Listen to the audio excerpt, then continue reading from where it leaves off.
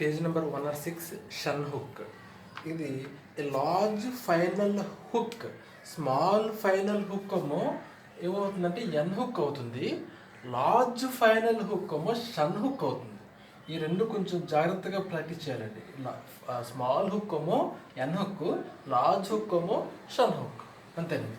ఇక్కడ ఫ్యాషన్ అని ఉంది. Fashion large final hook. Motion ఇది ఏమాత్రం చిన్న హుక్ పెట్టారనుకోండి అది మెయిన్ అయిపోతుంది అండి. అలాగే ఫ్యాన్ అలా అయిపోతుంది. ఏంటంటే లార్జ్ హుక్ మనం ప్రాక్టీస్ చేసుకోవాలి. Mention large final hook.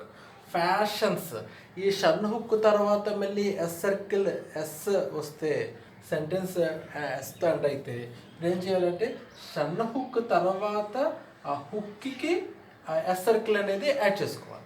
Large అలాగే పెడతారు కాబట్టి ఇది ఈజీగా మనం షన్ హుక్కి ఎస్ సర్కిల్ అనేది పెట్టుకోవచ్చు. అలాగే ఇక్కడ ఫ్యాషన్స్ చెప్పాను కదా. ఇప్పుడు నేషనల్. సో ఫైనల్ హుక్కే కాదు, మిడిల్లో వచ్చినప్పుడు కూడా మనకి రాయడానికి కన్వీనియంట్గా ఉంటే అక్కడ మనం ఏం చేయొచ్చు అంటే అక్కడ నుంచి ఇంకొక స్ట్రోక్ అనేది జాయిన్ చేసుకొని రాసుకోవచ్చు. ఇప్పుడు నేషన్, ఇప్పుడు ఫైనల్ హుక్ అన్నాం. ఇప్పుడు నేషనల్ షన్ అప్పుడు ఏమైంది, మిడిల్ అయింది. దాని తర్వాత ఎల్ల రాయడానికి కన్వీనియంట్గా ఉంటే మనం ఏం చేయొచ్చు అంటే జాయిన్ చేసి రాసేయచ్చు. నేషనల్. ప్రొఫెషనల్ ఉంది.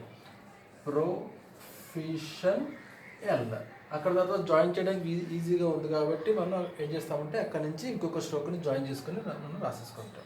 సో అక్కడ ఫైనల్లే కాదు, మిడిల్ ఆఫ్ ద వర్డ్ వచ్చిన తర్వాత కూడా మనం ఇంకొక స్ట్రోక్ని జాయిన్ చేసుకొని మనం ఈజీగా రాసుకోవచ్చు. And good joining is obtained. The large hook is used ఎప్పుడు the shun syllable occurs in the middle of the word. Middle of the word వచ్చినప్పుడు కూడా రాసుకోవచ్చు.